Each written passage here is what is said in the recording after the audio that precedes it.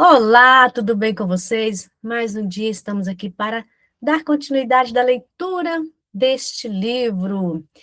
Eu, meu pavio curto e Deus. Hoje, o ponto 3, né, deste livro, que está sendo incrível. Ponto 3, dormindo com o inimigo. Quando John e eu éramos recém-casados, discutíamos com frequência. A maioria desses embates verbais ocorria em algum momento depois do jantar. Mas antes de irmos para a cama.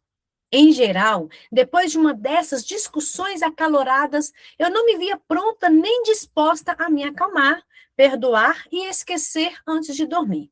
Como você talvez já tenha observado, eu tinha um pequeno problema de lidar com a raiva e o perdão. Fazia greve de silêncio, intercalada por pesados suspiros, depois me atirava na cama e virava as costas para o John. Mas eu me posicionava tão perto da beirada de nossa cama, Kim, que os meus joelhos ficavam para fora. Queria ter certeza de que nenhuma parte do meu corpo encostaria nele. Depois de alguns minutos, de silêncio mortal, em que eu me ajeitava exageradamente, John costumava dizer: Deixa disso, Lisa, vamos orar. Eu posso orar sozinha, muito obrigada. Bufava eu em resposta, sem me voltar para ele. Seguia-me mais um tempo de silêncio no qual eu fingia estar dormindo. Às vezes, John também permanecia deitado em silêncio. Outras vezes, ele saía do quarto e depois voltava a resmungar e se revirar na cama. Então, de repente, ele saltava da cama como um super-herói. Acendia as luzes e arrancava o edredom de cima de mim. Não vamos deixar o sol se pôr sobre a nossa ira, anunciava ele com autoridade. Eu já havia passado por isso muitas noites antes. O sol já se pôs. Devolva as cobertas. E eu puxava o edredom da mão dele. Não, retrucava John. Nós precisamos orar. Então, entrávamos em um cabo de guerra com o edredom. Por fim, John me vencia pela exaustão. E eu orava de má vontade e com o coração endurecido. Algo do tipo, perdoo meu marido como um ato de fé, pois quero que ele pare de me atormentar e me deixar dormir. No dia seguinte, John acordava feliz e descansado, enquanto eu acordava mal-humorada e exausta. Ficava com raiva porque ele tinha dormido tão bem, e eu não. Eu não dormia bem porque ainda estava cheia de ira. Com ou sem oração, eu não sabia como renunciar à minha ira até sentir que a outra pessoa fora suficiente castigada ou que meu lado de discussão tivesse sido adequadamente verbalizado ou compreendido. Eu também precisava de garantias que eu considerasse satisfatórias de que o delito não se repetiria. Por vezes eu cobrava algum tipo de penalidade, penitência ou promessa. A esta altura, já deve estar claro porque aquele breve período entre o jantar e a hora de dormir não era suficiente para completar satisfatoriamente esse processo. Como uma mulher em que um daqueles duelos de faroeste antigo, eu ia dormir sem ter acordado, sem ter acertado as contas. Ainda havia uma dívida a ser paga. Antes de irmos para os nossos trabalhos pela manhã, também não havia tempo suficiente. Em geral, eu ainda estava em modo zumbi.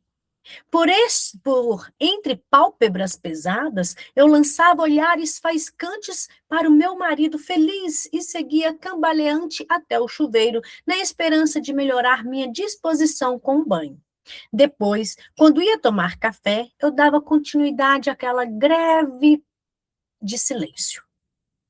E acrescentava alguns suspiros devidamente calculados, caso John não estivesse percebendo o meu desagrado.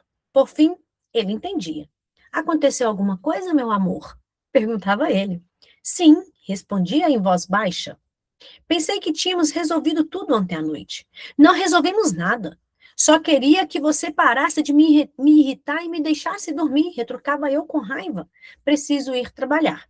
Batendo o pé com uma determinação renovada, eu subia as escadas, retomaríamos a discussão depois do trabalho. Eu teria o dia inteiro para pensar nos argumentos que usaria à noite. Quando chegávamos em casa, sempre tínhamos um desentendimento, dessa vez acrescido da briga da noite anterior e possivelmente da noite antes daquela e daquela outra. E assim por diante. Uma vez que eu não resolvia a ira em relação ao meu marido, sentia-me perpetuamente ofendida. Estava sempre chateada ou pronta para ficar chateada. E em relação a isso, quem sofria? Ele ou ela? Ela. Quando a pessoa não libera o perdão, não é verdade? Quando a pessoa deixa se levar pela ira, olha, nem dormir direito dorme. A pessoa vive como uma zumbi. É o exemplo da Lisa aqui. Uma vez que eu não resolvi a ira em relação ao meu marido, sentia-me perpetuamente ofendida. Então, qualquer coisa, ela ficava ofendida a tudo, a tudo. Saiba quando abrir mão. Uma parte importante de você estar irada e não pecar é reconhecer o momento de abrir mão da ira. Perpetuar a ira prolonga o pecado, que por sua vez estende o rancor, intensificando assim a reação da ira. Deixamos de tratar de uma ocorrência que causou descontentamento e passamos a lidar com o acúmulo de incontáveis infrações cometidas contra nós. Somos repetidas vezes atingidas pela mesma ofensa até que a situação deixe de ser apenas uma lesão e se torne uma ferida de punhalada múltipla. Consideremos em maior profundidade que Efésios 4:26 diz: apaziguem a sua ira antes que o sol se ponha. Aqui encontramos um princípio físico e espiritual de grande valor. Quando vamos dormir chateados, acordamos irritados. Quando não oferecemos misericórdia às outras pessoas na noite anterior, temos dificuldade de receber a misericórdia de Deus pela manhã. Olha, gente, olha que aprendizado. Isso é coisa que a gente tem que anotar. Quando você dorme chateada, mulher, acorda irritada. Quando você não oferece misericórdia ao seu cônjuge e aos seus filhos, principalmente ao cônjuge, você tem dificuldade de receber as misericórdias de Deus pela manhã. Olha, grava isso no coração, para você nunca mais dormir chateada e acordar revigorada, acordar animada, feliz com a vida. Davi, em um de seus salmos, advertiu sobre o perigo de convidar a ira para dormir conosco. Perturbai-vos, em outras palavras, irai-vos e não pequeis. Falai com vosso coração sobre a vossa cama e calai-vos. Salmos 4:4. Esse guerreiro que cantava e tinha um coração que agradava a Deus, compartilhou essa palavra de sabedoria que transcende épocas e culturas. Com base em sua experiência, ele nos admoestou. Perturbai-vos e não pequeis. Falai com vosso coração sobre a vossa cama e calai-vos. Na versão em inglês, Davi usa termos no plural, camas e corações. A maioria de nós dorme em uma cama só. A cada um de nós temos um só coração. É provável que ele soube que a maior parte da ira se passa dentro de relacionamentos e estivesse tratando disso. Esses relacionamentos abrangem casais, membros da família e amigos. Na época de Davi, não era incomum as pessoas casadas dormirem em camas separadas. O rei está dizendo aos seus súditos que devem ir para suas respectivas camas, aquietar-se e com toda a calma sondar o coração e apresentar a Deus. Ou seja, está irada, não peque, vai para sua cama, conversa consigo mesma, aquieta o seu coração, sonda o coração e apresenta ele a Deus. Uau! Uau! Quanto ensinamento da palavra de Deus. Aquiete-se e saiba que ele é Deus. Há um convite para honrar a Deus, para nos aquietar e saber. Saber o quê? Saber que ele é Deus ao permitir que ele se revele em meio à nossa aflição, aos nossos conflitos e às nossas crises. Ele deseja ser a última palavra que você ouve antes de pegar no sono. Na quietude, não diga mais nada. Não tenha a última palavra. Não justifique seu posicionamento. É hora de ter o entendimento e a perspectiva de Deus e colocar de lado todos os argumentos. Com frequência, orar e meditar diante de Deus é muito mais uma questão de ouvir do que falar. Não posso me purificar em minha enxurrada de palavras vociferadas e cheias de raiva. Não tem como. Elas expressam apenas meu lado, minhas justificativas, minhas frustrações, minha torrente de racionalizações e turbulenta e lamacenta, demais para me purificar. Serve apenas para trazer mais sujeira à superfície. É a fonte de água viva, calma, tranquila e profunda que revigora e remove minha culpa e vergonha. Não é as minhas palavras com fúria, com ira que vai revigorar, que vai remover a nossa culpa e a vergonha. É a água viva. Quem é a fonte de água viva? É Cristo. Ele. Permita que Deus se revele em meio à sua aflição, ao seu conflito ou à sua crise. Permita Deus seja revelado através dessa aflição que você está pensando. Sonhos de ira. Mas, e se decidirmos rejeitar o conselho de Davi e recorrer ao nosso próprio raciocínio? Nossa frustração e nossa dor são reais e presentes demais para renunciarmos a elas, sem antes dormir pelo menos uma noite em sua companhia. Acolhemos a ira e a trazemos para junto do peito, como se fosse um escudo. Ainda que peguemos rapidamente no sono, teremos uma noite de inquietação e tormento, como acontecia comigo, pois quanto mais você se preocupar, mais pesadelos terá. E quanto mais você falar, mais tolices dirá. Eclesiastes 3, 5, 3. Em vez de acordarmos limpas, lúcidas e revigoradas, encontraremos a mente pesada, em razão de pensamentos sórdidos e irados do tempo todo, de todo tipo. É bem possível que os pesadelos da noite anterior nos acompanhem à luz da manhã e talvez nos envolva em uma mortalha esfarrapada de desânimo ou medo. Às vezes a pessoa nem sabe por que está tão desanimada durante o dia. É porque ela dormiu irada, dormiu com raiva, com rancor, aí nem dormiu direito, né? Perambulou à noite, não dormiu direito, aí acorda perturbada e fica durante o dia com o quê? Com desânimo. Tentamos nos desvencilhar dos sonhos, mas em manhãs desse tipo, eles parecem apegar-se tenazmente a nós. Quando John e eu nos casamos, não raro eu acordava com raiva dele por causa de algum sonho que eu tivera durante a noite. Quem nunca passou por isso? Eu já tive essa experiência de acordar com raiva do meu marido por causa de um sonho. Isso é muito tempo atrás, viu, gente? Estava convencida de que ele havia participado ativamente de um bom grado do meu pesadelo. E estava quase certa de que ele sabia o que havia feito e voltaria a fazê-lo na vida real assim que tivesse a oportunidade. É claro que eu estava sendo ridícula, mas tudo parecia bem real na opaca luminosidade matinal do meu rancor. Olha que incrível. Eu acho que vocês também já passaram por essa experiência.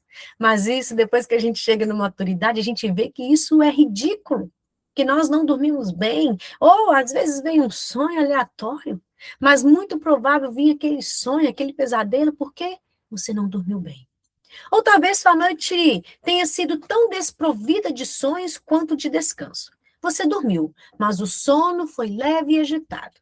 Agora os vestígios da ira da noite anterior parecem um denso nevoeiro em sua mente, que confundem seus pensamentos. Você se esquece dos pedidos de desculpa e do perdão, lembrando-se apenas da ofensa. Fica o quê? Martelando. Os pensamentos, nós já falamos muito sobre isso. Fica só martelando aquela ofensa. Ah, mas ele fez isso comigo. Ah, mas ele falou assim comigo. Gente, quem vai ser prejudicado nessa história? Aquele que falou ou você que fica dando ênfase à ofensa?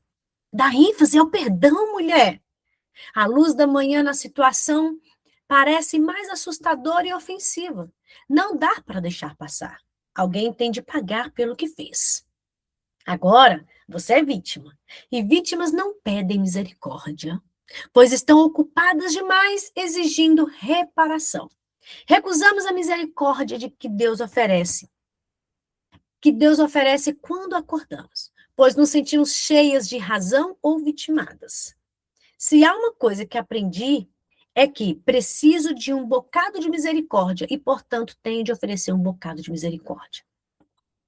E esse ponto, agora você se sente vítima. E vítimas, olha, não pedem misericórdia, pois estão ocupadas demais exigindo reparação. Recusamos a misericórdia que Deus oferece pela manhã quando acordamos, pois nos sentimos cheias de razão ou vitimadas. Se há uma coisa que aprendi, é que preciso de um bocado de misericórdia. E, portanto, tenho que oferecer também um bocado de misericórdia. É assim a nossa vida. Se eu quero misericórdia, vou oferecer misericórdia. Se você quer, mulher, misericórdia, ofereça misericórdia. Ao voltarmos a Efésios, vemos que Deus tem mais coisa a dizer. Quando vocês ficarem irados, não pequem. Apaziguem a sua ira antes que o sol se ponha e não deem lugar ao diabo. Olha que incrível. Pecar nos momentos de ira, adiando sua resolução, permite que o diabo tenha acesso a essa situação ou lhe dá direito de interferir. No comentário de Matthew Henry, encontramos a seguinte observação: que seus ouvidos sejam surdos aqueles que sussurram, contam mentiras e espalham calúnias. Uau! Quando estamos sozinhas na cama, cheia de ira, a quem mais daremos atenção? Nossos pensamentos soam altos demais. Impedem-nos de ouvir a voz calma e suave. Percebemos a voz mais agressiva e estridente, aquela que mantém o registro exato das ofensas cometidas contra nós no passado. O acusador de nossos irmãos envia seus mensageiros. Eles sussurram alto em nossos ouvidos enquanto tentamos pegar no sono. Intensificam o ataque e incluem mentiras e calúnias ao mesmo tempo que repassam imagens de mágoas e dores do passado. Em seguida, projetam possibilidades futuras e conflitos. E quando acordamos, sentimos-nos exaustas, aborrecidas e profundamente ofendidas. Mulher, se você está acordando sempre exausta, aborrecida e profundamente ofendida, olhe para dentro de você. Está dormindo sempre irada? Sempre dando ênfase aos pensamentos de ofensa? Ou ao pensamento de perdão, de cura? Você quer misericórdia? Ofereça também misericórdia. Ah, Diane, mas ele não merece. O problema é esse. Sempre achamos que ele não merece. Ele merece misericórdia quanto você.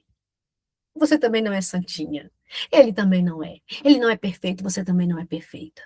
E nós estamos aqui para aprender a lidar com o nosso pavio curto, não o dele, para você dormir em paz. Como Davi, em paz me deito e logo pego no sono, porque o Senhor me faz repousar tranquilamente. Davi guardava ira. Saul perseguia ele. Saul estava perseguindo Davi. Ele estava escondendo em cavernas. E ele dormia em paz, porque ele não guardava, não tinha um coração rancoroso, não guardava ira do rei, que estava tentando matá-lo. Se você quer misericórdia, ofereça misericórdia. Se você está acordando sempre exausta, aborrecida, faça essa reflexão e saia deste lugar de vítima, saia deste lugar de rancor, saia deste lugar de ira. Não se esqueça de como a Bíblia descreve o diabo. Sejam sóbrios e vigiem. O diabo, o inimigo de vocês, anda ao derredor como um leão, rugindo e procurando quem possa devorar. 1 Pedro 5,8. Ele anda ao redor, à procura daqueles que não são sóbrios e vigilantes. Sóbrio é o oposto de embriagado.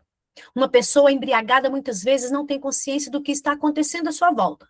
Suas percepções e perspectivas ficam embaçadas. Seu tempo de reação é mais lento e seu raciocínio fica distorcido. Estar vigilante significa prestar atenção e ficar de sobreaviso. Implica estar desperta e atenta. Desperta e atenta. Mulher, você tem a mente de Cristo. Não vamos dar lugar para o diabo. Olha o que fala no versículo. Não dê lugar para o diabo. Não vamos dar lugar para ele. O diabo é comparado a um leão que ruge à procura de alguém que possa devorar. Leões costumam caçar durante a noite. O diabo é comparado a um leão que ruge à procura de alguém para devorar. Claro que ele não entra literalmente em nosso quarto e nos devora fisicamente. Não, não é assim. Se fosse o caso, faríamos questão de resolver a própria ira antes de encostarmos a cabeça no travesseiro. Não, ele nos consome de outras maneiras mais sutis, maneiras que, embora sejam menos evidentes, não são menos perigosas para nós. Ele devora nossa alegria, nosso descanso, nossa força, nosso bem, nossa saúde, nossos relacionamentos, nossos pensamentos. Olha o que ele devora. É aos poucos. No lugar do silêncio tranquilo, ele incute o ruído contínuo de acusações. O temor sereno e reverente do Senhor é sobrepujado pelo medo que nos atormenta e nos tortura. Creio que Deus usou a persistência de um leão faminto e o terror que ele causa para ilustrar a determinação e a persistência com quem Satanás nos busca. Ele fareja ofensa e ira não resolvida, da mesma forma que o leão sente cheiro do sangue de sua presa. Isso é muito sério. O diabo está ao derredor, procurando quem possa devorar. E ele fareja o quê? A ofensa que você tem guardado. Guardando 7 chaves, que você não quer liberar aquele perdão. Ele está farejando a ira que você não quer resolver. Aquela ofensa que não quer resolver. Para ele te tragar. Nos tragar. Que Jesus nos dá graça para vigiarmos e não venhamos dar lugar para o inimigo. Durma na luz. Talvez jamais compreendamos plenamente aqui na terra quão importante é obedecer às advertências de Deus. Aquele que tem obediência semelhante à de uma criança e não recorre às longas justificativas, recebe mais autoridade espiritual do que os eruditos que escolhem apoiar-se no próprio entendimento. A obediência protege, mas a sabedoria humana é loucura para Deus. Em comparação com a sabedoria de Deus, a nossa tem aparência de mera insensatez. Eu moro no Colorado e se um guarda florestal batesse a minha casa e avisasse que um urso selvagem e esfomeado está à solta em nossa vizinhança, eu não apenas daria ouvido às palavras do guarda, também lhe pediria para sugerir algumas precauções úteis. Se ele dissesse, é importante dormir com as luzes acesas esta noite, eu seguiria essa instrução, embora sempre prefira dormir no escuro. E eu continuaria a dormir com as luzes acesas enquanto o urso não fosse capturado ou morto. A sabedoria humana é insensatez para Deus. Deus deseja que durmamos na luz da sua verdade, quer a compreendamos plenamente ou não, se somos advertidas de modo tão sucinto a ser sóbrias, vigilantes, atentas e autocontroladas. É sábio darmos ouvidos a essa advertência. Aqui, aprendi essa lição do modo mais difícil. Eu imaginava que fosse mais sábia e que conseguisse dormir mesmo quando estivesse com raiva. Não foi algo que começou quando me casei. Eu já estava presente a minha infância e na juventude. Eu tinha o hábito de ficar deitada na cama meditando sobre ofensa. Pensava em vingança e em minha ideia de justiça. Não era cristã e, portanto, no curso de minhas amarguradas reflexões, eu não refletia sobre a sabedoria de Deus e a sua instrução. Permitia que o modo de pensar do mundo ditasse minhas atitudes e reações. Estudos comprovam que a maioria de nós desenvolve a reação de ira no início da infância. Os padrões são definidos por meio de reforço positivo ou negativo. Aprendemos a fazer o que funciona ou o que leva outras pessoas a nos dar atenção e repetimos esse comportamento com tanta frequência que ele se torna um hábito. E é um perigo quando se torna um hábito. Algumas de vocês talvez tenham tomado a perigosa decisão de ir para a cama com raiva por ignorância, como eu fazia quando criança. Outras talvez conheçam a verdade, mas escolham sua própria sabedoria.